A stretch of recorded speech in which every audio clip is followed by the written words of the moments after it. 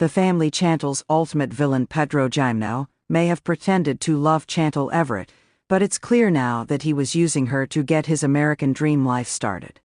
Pedro and Chantel first connected through a mutual friend, and while he was helping to teach her Spanish, Chantel fell in love. While the pair got together and seemed happy, they had to tackle an international relationship, which is how they wound up on 90 Day Fiance.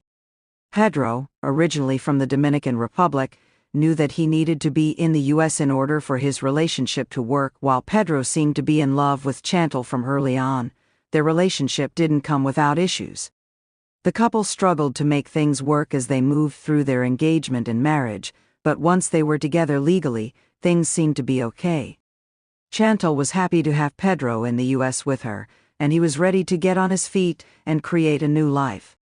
Pedro was excited to be in the U.S. and hoped to do what he could to create the American dream for himself, even if it meant his relationship with Chantel suffered. Although Pedro claimed to be in love with Chantel throughout their relationship, his attitude told a very different story than his declarations. Pedro rarely listened to Chantel and barely took her into consideration when it came to his decisions. While he was happy to let her bring him to the U.S. and support him early in their relationship, Pedro didn't reciprocate the kind of support Chantel needed throughout their marriage. Pedro's behavior throughout his relationship with Chantel shows that he was more interested in the opportunity of moving to the U.S. and becoming a reality TV figure than he was in his marriage.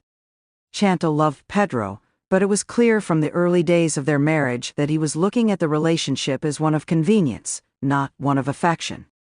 His attitude after his divorce, which quickly bounced back to a boisterous hype man, proves that he wasn't sad to let her go. Pedro was interested in living the so-called American dream, hoping to be able to build a better life for himself outside of his native DR. While the Dominican Republic is a country with its own opportunities, Pedro seemed to want more than he could get into his homeland.